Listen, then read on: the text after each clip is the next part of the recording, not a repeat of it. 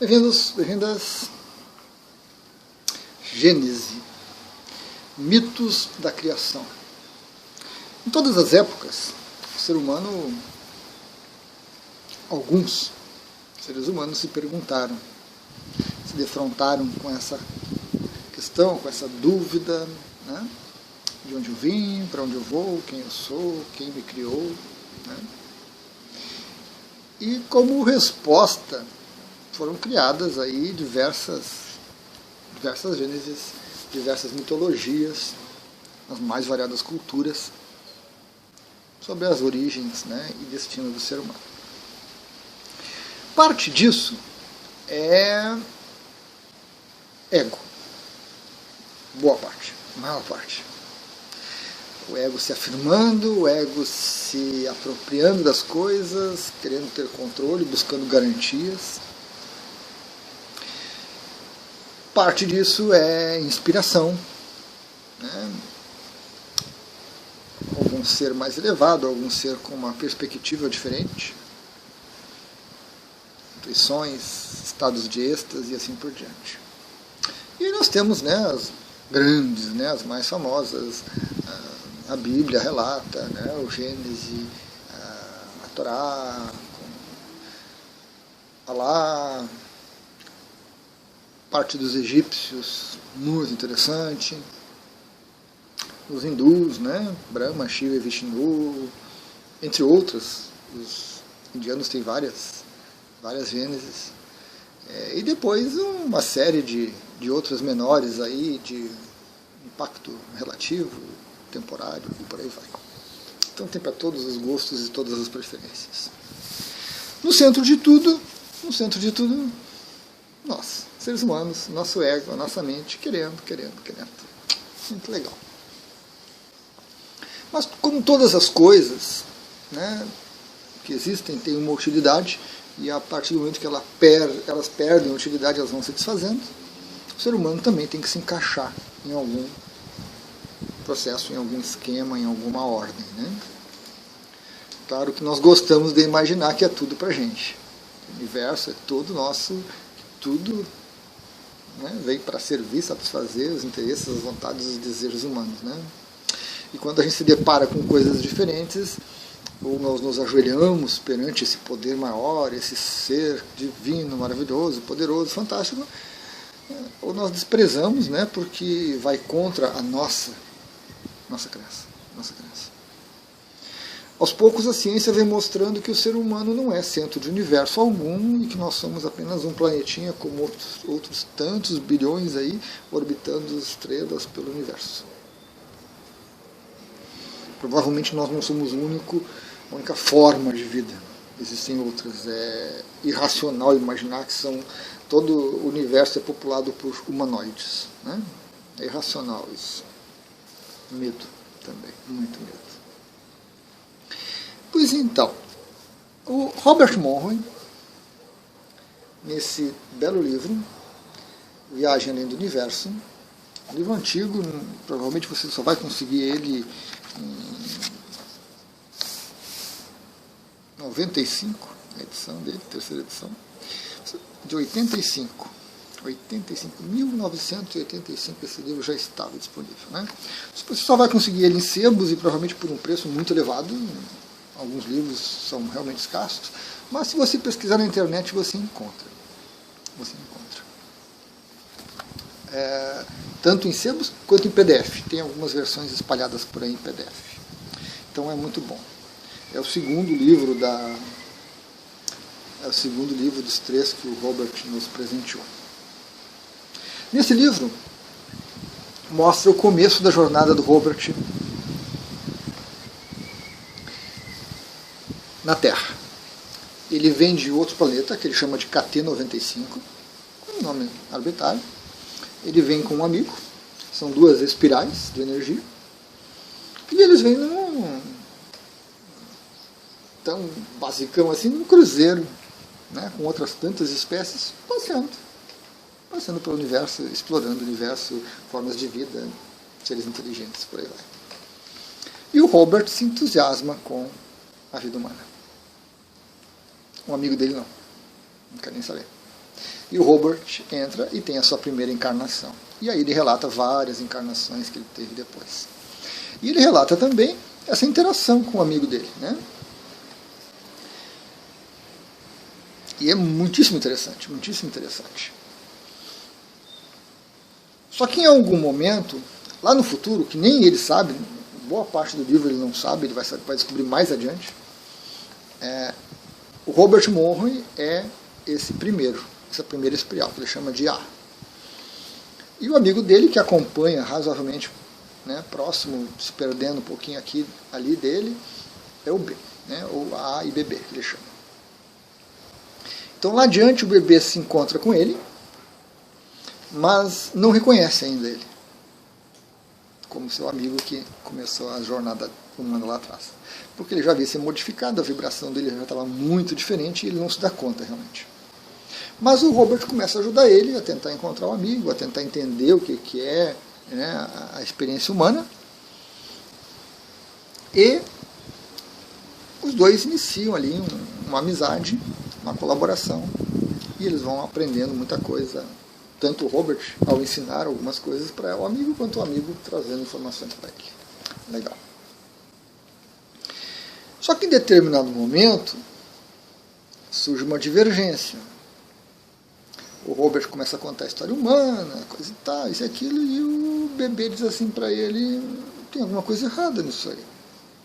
Essas informações que tu me passou não batem com aquelas que nós recebemos lá nos folhetos informativos do Cruzeiro. É uma forma de explicar, né, o processo, né? Aquilo lá é diferente. E o Robert fica, né, espantado. Como assim diferente? Eu vou te passar essa... Ele chama de rotina, que é um processo todo, como se fosse um livro, né? Não chama de livro, chama de rotina. E ele passa aquilo para o Robert pega e começa a ler, começa a descrever, e começa a se enervar, começa a se enraivecer, começa a se indignar com essa perspectiva. Que é uma perspectiva que é uma gênese externa aos humanos. Os humanos são apenas mais um no universo. Como o próprio Robert diz, né, e indo aí nessa questão toda que a gente tem, né, de contatos com ETs, a maioria das raças inteligentes passa longe dos seres humanos. Nós não somos tão importantes assim, né? Na verdade, nós somos muito chatinhos por essas raças inteligentes. Então, eles passam longe. A história é um pouco longa. Eu creio que dá aqui quase 15, 20 páginas. Eu pensei em ler, mas eu não sei se eu vou conseguir, se eu vou ter paciência, né, para tudo isso. Mas eu vou passar para vocês assim, a grosso modo, mais ou menos, qual é a visão, né? Então nessa rotina que ele recebeu, que o bebê passou para ele, começa assim: alguém, algum lugar, ou ambos, aos milhões, ou em número incontável, pede, gosta, precisa, aprecia, reúne, bebe, come, usa como droga uma substância de identidade luxo. Como se fosse eletricidade, petróleo, oxigênio, ouro, trigo, água, terra, moedas, urânio, né? Então ele chama de luxo essa energia que esses seres usam em algum lugar. Alguém usa em algum lugar do universo. É uma substância rara em algum lugar. E aqueles que a possuem a consideram vital para qualquer coisa em que ela possa ser empregada. Nós temos um filme recente que são dos mesmos produtores de Matrix, que se chama Ascensão de Júpiter. Muito interessante. Eles pegam várias teorias da conspiração e montam ali uma história bem interessante, bem consistente. E nessa visão que eles têm, né, na Ascensão de Júpiter, eles fazem a colheita. Então eles semeiam mundos, né, criam raças humanas por aí, outras tantas, esperam essas raças chegarem em um determinado nível, em quantidade, e vão lá e capturam todos, botam numa máquina e sai um líquido precioso que rejuvenesce E isso é vendido a peso de ouro pelo universo todo. Né? A casa Abraxas, coisa assim. É uma teoria muito interessante, né? A gente vê aí, né, umas teorias estranhas das pessoas, que eles pegam criancinhas e juntam com Coca-Cola e fazem coisa para se manter vivos e eternos, coisa e tal. Então ele junta um monte de coisa. Então o Luche é uma... Né? Diante da questão da oferta e da procura, uma lei universal, né? Eu gosto dessas leis universais, de algum lugar, alguém decidiu produzir o Luche artificialmente, ao invés de procurá-la em sua forma natural. Então ele decidiu fazer um jardim e plantar o Luche. Descobriu-se que o Luche, em seu estado natural, era originário de uma série de vibrações, energia vibrando, no ciclo de carbono-oxigênio, cujo resíduo era Luche em vários graus de pureza. Ela só ocorria durante essa vibração em nível secundário. Exploradores de algum lugar percorreram enormes distâncias à procura de fontes de Luche. Assim foi que alguém e o seu jardim mudaram tudo. Longe dali, em uma área afastada, ele começou a trabalhar em sua experiência. O jardim é a terra. Então alguém, né, de algum lugar, criou todas as condições necessárias, e são aí, eu vi alguns vídeos, em torno de 99 variáveis diferentes, que precisam ser muito bem encadeadas para que a vida prospere no planeta. E ele foi criando, e ele faz a primeira plantação. Né? A primeira plantação são os primeiros seres, que realmente produzem Luche, mas em pequenas quantidades e numa qualidade muito ruim. Então não era suficiente para ele levar de volta, não ia compensar. E ele começou a fazer experiências. Aí ele destrói a primeira plantação, cria uma segunda,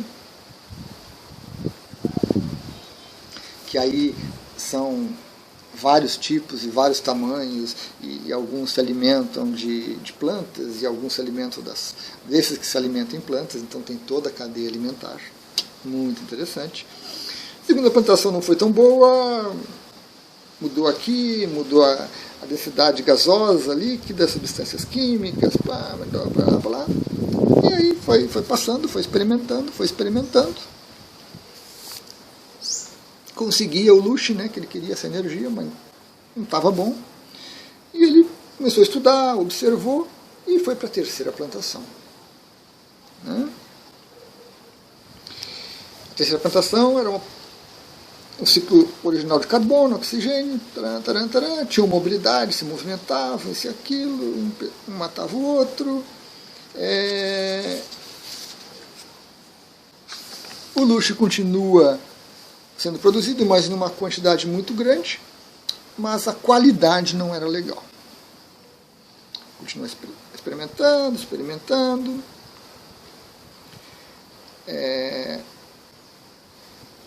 Colocou o conflito, então aquela vontade de viver, a necessidade de viver, de fugir, de escapar, começou a alterar, começou a produzir,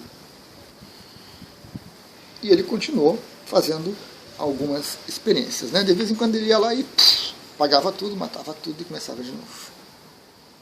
Teorias de dilúvio, de devastação, coisa e tal, muito interessante. Né?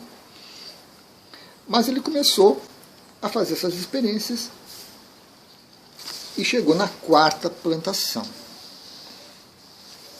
Na quarta plantação surgem os humanos, que se movimentavam e conseguiam pegar energia de todos os outros. A gente come de tudo. Né? Mas aí surgiu um detalhe importante, muito importante. Esse alguém extraiu um pedaço de si próprio e colocou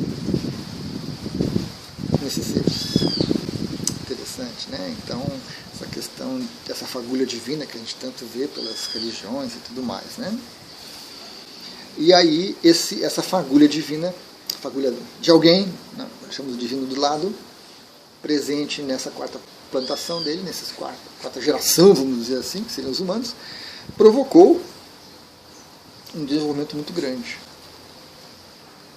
E o ser humano tem isso, né? Essa inquietação, esse buscar, está sempre querendo, inventando, criando, não está nunca satisfeito, como sempre se faltasse alguma coisa, né? Que a gente vê em algumas culturas, algumas religiões e filosofias, que é essa necessidade de voltar para Deus, de se integrar ao todo e tudo mais. Legal. A quarta plantação superou todas as expectativas, tinha um fluxo consistente e útil de luxo sendo produzido, o equilíbrio estava razoável, né? O conflito, a movimentação, as brigas e tudo, e ele construiu coletores especiais e colocou ao redor da plantação, ao redor do planeta, e estava colhendo esse luxo que ele conseguiu gerar, né? Aí ele ficou satisfeito com a quantidade, com a qualidade, e voltou para algum lugar. De vez em quando ele vinha, fazia uma manutençãozinha, olhava e tudo, ok. Então aqui nós temos que as emoções, os sentimentos, os pensamentos geram uma energia diferente, geram alguma coisa que ele chama de luz, e essa energia é muito especial para alguém em algum lugar. Muito legal, muito legal. Mas o tempo passou, ele continua, tinha produção, coisa e tal, e tudo bem, até que um dia ele teve enfadado, não tinha o que fazer, vamos lá dar uma olhadinha, ver como é que está, né? Os olhos do dono é que fazem crescer a plantação, né? E olhando aqui e ali, e percebeu que ocasionalmente tinha um luxo diferente, um luxo que não precisava ser refinado, que não precisava ser melhorado, que não precisava ser separado, triado, né? Um luxo de uma qualidade diferente. E ele se interessou por aquilo, né? Como é que naturalmente isso estava sendo gerado. E aí ele foi observando e ele notou que algumas fêmeas, né, da espécie humana, se não me engano também de outras espécies, ao defenderem os seus filhotes, geravam essa energia, essa vibração muito especial, bem refinada. Mas eram casos especiais, né?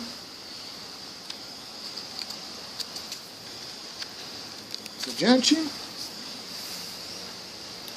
Então ele percebeu que essa unidade, um ser humano qualquer lá, não estava querendo evitar a morte, não estava querendo comer o outro, não estava com conflito com ninguém, estava apenas sendo, né, protegendo a sua prole. E isso gerou esse luxo de uma qualidade muito diferente. E aí ele continuou observando, até que ele chegou e encontrou alguém. Encontrou uma unidade, deixou alguém para algum lugar. Encontrou um ser humano, sentado embaixo de uma árvore, sereno, tranquilo, não estava defendendo seus filhotes, não estava em conflito, não estava ingerindo nada, não tinha nada. Estava ali e estava gerando um luxo de altíssima qualidade. Interessante, né? A história do Buda se iluminou embaixo de uma árvore, uma coisa assim, né? E mais interessante ainda, ao perceber, né, aquele luxo em tanta quantidade e qualidade que a pessoa estava produzindo ali, o ser humano, ele estava distante e ele observou que aquele ser humano percebeu a presença dele. Percebeu. E ele cai no chão, né, pelo contato com aquela, e entra em convulsões e liberava mais luxo ainda. A partir daí, ele organizou, criou uma fórmula e continuou colhendo, e outros tantos por aí foram criados por outros seres que, né, copiaram a ideia dele. Os jardins, como aparenta ser até hoje, são um fascinante espetáculo de eficiência. Os coletores, há muito tempo, mestres na arte desta forma, as unidades de quarta geração salastrário dominaram o jardim, o ser humano, né? E o luxo continua a ser colhido.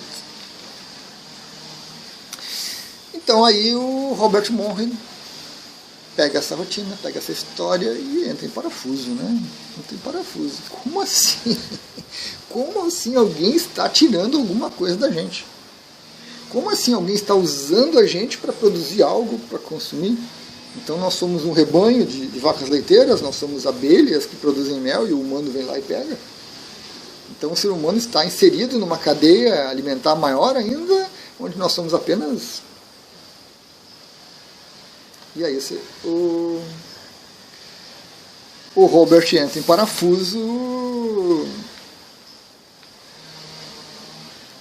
deixa lá o BBB fora do corpo, volta para o corpo dele, passa um tempão ali maturando essa ideia, se revoltando, se indignando. Como ficaria, eu creio, que a maioria dos seres humanos, né, ao se defrontar com uma história dessas, que não tem nada de bonito, não tem nada de divino, não tem nada de amor e de pai no céu, essas coisas todas essas mitologias que nós criamos, né? Um Brahma, um Vishnu, um Shiva, coisa e tal, Alá, né? Nós somos apenas uma experiência de alguém de algum lugar que precisava de alguma coisa que nós podemos oferecer, que nós podemos produzir. Então, com a nossa existência, nós geramos uma energia diferente das energias que estariam por aí, que são provenientes, né, provavelmente aí desses nossos processos de emoção, de sentimento, de raciocínio, de planejamento, de abstração, né, de todo esse desenvolvimento.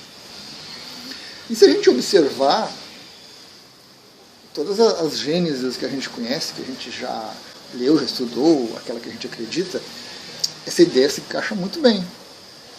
Porque as gêneses que nós temos são visões humanas, interpretações humanas. Essa é uma visão de fora. E que se encaixa em todas elas. Pode continuar tendo Jeová, Alá, Brahma, não tem problema, pode continuar existindo tudo isso. Mas existe alguma coisa a mais. E se a gente for perceber, a gente for observar, né, a existência humana, nós expelimos, vamos dizer assim, exteriorizamos uma quantidade considerável de energia o tempo todo. Seja pela raiva, pelo amor, pelo ódio, pelo tesão, pela decepção, pela busca de uma transcendência, nós estamos sempre jogando coisas para fora de energia, nessa nossa jornada. E para onde vai isso? O que acontece com isso?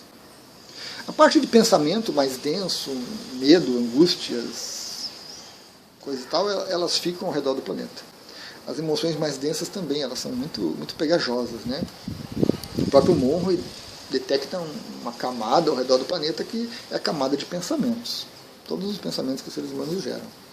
Mas alguns pensamentos, por alguma energia diferente, por uma energia mais refinada, permeada por tudo isso, acaba escapando, sendo, no caso, colhida por máquinas, por seres, né, que alguém de algum lugar criou porque precisava.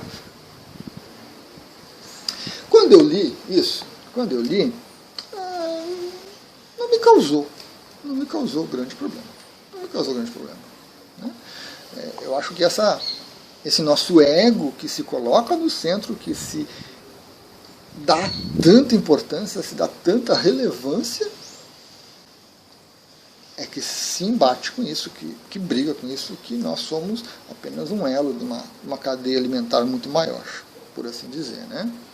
Não comem a nós, mas comem ou consomem o que a gente produz, o que a gente gera, né? Vaca leiteira, abelhas, né? Frutas. Então, para mim, não teve grande impacto, eu não achei assim, né, horrível, horroroso, tenebroso, mas para o Robert foi complicado. E ele relata em outras passagens. Depois ele tem uma outra interação, vou deixar para um outro vídeo, com alguns seres com quem ele conversa, que orientam ele, e eles trazem uma perspectiva diferente, e aí ele acaba se acalmando um pouquinho e talvez se conformando, né, ou se encaixando dentro do raciocínio. E não é uma exploração, talvez mais uma simbiose, onde alguém de algum lugar despende tempo, atenção, energia, vibração, parte de si mesmo, e nós recebemos isso e recebemos a oportunidade de ter essa jornada tão rica de alegrias e tristezas, e a gente oferece alguma coisa em troca. Né? A gente oferece alguma coisa em troca.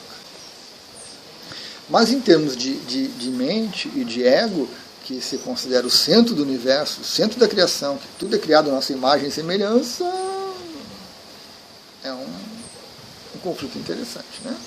Conflito interessante. Muitas pessoas não vão aceitar, com certeza, né? Porque a crença delas é Deus, é Jeová, é Alá, é Brahma, né? Outras culturas menores por aí têm, né? Outros deuses e outras perspectivas. Então a pessoa tem aquela crença e não vai soltar isso, né? Estão presas no sonho, estão num nível de despertar muito baixo, não consideram nada de diferente disso. Para elas, a transcendência é voltar para esse Deus. A transcendência é voltar para esse Deus. Que pode muito bem existir, porque se as pessoas acreditam nisso, elas vão criando essa ideia, e alguém, vamos deixar alguém para outro lugar, um ser humano um pouco mais desperto, assume o papel de Brahma, de Jeová e de anjo, o que for, né? Ele personifica essa crença. Então, né, as ideias aí mais galácticas, né, as tropas estelares, coisa e tal, as Tarcerã, é um ser com um pouco mais de conhecimento, com um pouco mais de amplitude, de abertura, de visão, que acha interessante a ideia e assume. Né? Assume essa ideia, representa, personifica, interage dessa forma. Né? Acaba adormecendo ao fazer esse tipo de papel. São sonhos diferentes, possíveis? Com certeza, com certeza. Mas vale a pena a leitura completa, tranquila, de calma, né? Está lá na página 64 ali, mais ou menos, começa e vai adiante aí, traz bastante informação, né? E fica a contribuição, como esse livro aqui está raro, como as informações do Robert estão raras, e às vezes até nós temos alguns compartilhamentos aí de umas experiências dele, ou similares, mas um pouco tendenciosas, infelizmente, um pouco egóicas, eu diria, né? Sempre exaltando o ser humano, e acabam se esquecendo dessa pequena passagem, desse pequeno livro. Contribuição singela do Robert, sem querer grandes coisas, mas muito interessante para que a gente pondere, para que a gente abra a nossa mente e observe as coisas de uma perspectiva diferente, de que nós não somos o centro de nada. Nossa mente precisa, tem necessidade, anseia por isso, mas precisamos, com certeza, no processo de despertar, no processo de autoconhecimento, nós precisamos de alguma coisa mais clara, uma coisa mais abrangente, né? Que não tire o ser humano do restante, coloque ele no pedestal, mas que insira ele numa obra muito grandiosa que o universo nos oferece como perspectiva, né? O universo é uma coisa muito grandiosa. A vida humana é apenas mais uma pequena parte desse processo todo. Legal, pessoal? Papo cabeça, né? Ideias mirabolantes. Ocasionalmente a gente tem que seguir por esse caminho, né? Sem aquela coisa, né? Sem teorias da conspiração, sem ideias mirabolantes, devaneios, coisa e tal. Coisa mais pé no chão, mais racional, mais crível, né? Tá aqui. Aproveitem. Até a próxima.